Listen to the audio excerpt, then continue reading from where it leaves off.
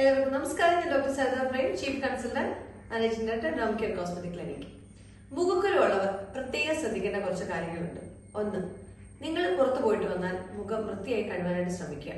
പ്രത്യേകിച്ച് നിങ്ങൾക്ക് പറ്റുന്ന ഒരു ക്ലെൻസർ ആയിരിക്കണം അത്. രണ്ടാമതായിട്ട്, നിങ്ങൾ ഒരു കാരണവശാലും നിങ്ങളുടെ മുഖക്കുരുവിനെ പൊട്ടിക്കാനായിട്ട് ശ്രമിക്കരുത്. അതുപോലെ തന്നെ കൈവച്ചിട്ട് ചെറുതായിട്ട് തിരുമ്മി അല്ലെങ്കിൽ അതിനെ ഇറിറ്റേറ്റ് ചെയ്യാനായിട്ട് ശ്രമിക്കരുത്. അത് പിന്നീട് ഒരു വലിയ സ്കാറിലേക്ക് മാറും. അടുത്തതായിട്ട്, നിങ്ങളുടെ സ്കിന്നിന് സ്യൂട്ട് ചെയ്യുന്ന ഒരു മോയ്സ്ചറൈസറും ക്ലെൻസറും നിങ്ങൾ ഉപയോഗിക്കാനായിട്ട് ശ്രദ്ധിക്കുക. നിങ്ങളുടെ സ്കിന്നിന് സ്യൂട്ട് ചെയ്യുന്ന സാധാരണഗതിയിൽ മൂക്കിലുള്ളവർക്ക് അത് ഓയിലി സ്കിൻ ആയിരിക്കും. അപ്പൊ അതുകൊണ്ട് നിങ്ങൾ എപ്പോഴും ജെൽ ബേസ്ഡ് ആയിട്ടുള്ള പ്രോഡക്ട്സ് യൂസ് ചെയ്യുന്നതായിരിക്കും നിങ്ങൾക്ക് ഏറ്റവും സ്യൂട്ടബിൾ.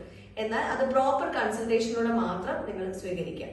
അല്ലാതെ ഓൺലൈൻ വഴി വാങ്ങുന്ന പ്രോഡക്ട്സ് യൂസ് ചെയ്തിട്ട് മുഖക്കൊരു ട്രിഗർ ആയിട്ട് അവസാനം ഒരുപാട് ഇഷ്യൂസ് ആയിട്ടൊക്കെ ക്ലിനിക്കിൽ പേഷ്യൻസ് വരുന്നുണ്ട്. ഇനി അടുത്തായിട്ട്, നിങ്ങളുടെ ഡയറ്റ് നല്ല ഹൈഡ്രേറ്റ് ആയിട്ടിരിക്കാൻ ശ്രമിക്കുക. ധാരാളം വെള്ളം കുടിക്കുക, വാട്ടറി കണ്ടുള്ള ഫ്രൂട്ട്സ് ധാരാളം കഴിക്കുക. അതുപോലെ നല്ല ആന്റി ഓക്സിഡൻസ് അടങ്ങിയിട്ടുള്ള ഫ്രൂട്ട്സ്, അതായത് ബെറീസ്, അതേപോലെ തന്നെ ബാക്കി സിട്രിക് ആയിട്ടുള്ള പുളിപ്പുള്ള ഫ്രൂട്ട്സ് കഴിക്കാനായിട്ട് ശ്രമിക്കുക.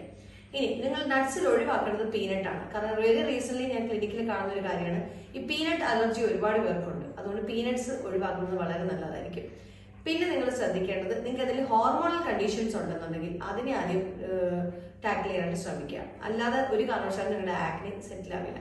ഫോർ എക്സാമ്പിൾ, PCOD പോലുള്ള കണ്ടീഷനിൽ പൊതുവെ ആക്നേസ് വരുന്നത് വളരെ കോമൺ ആണ്.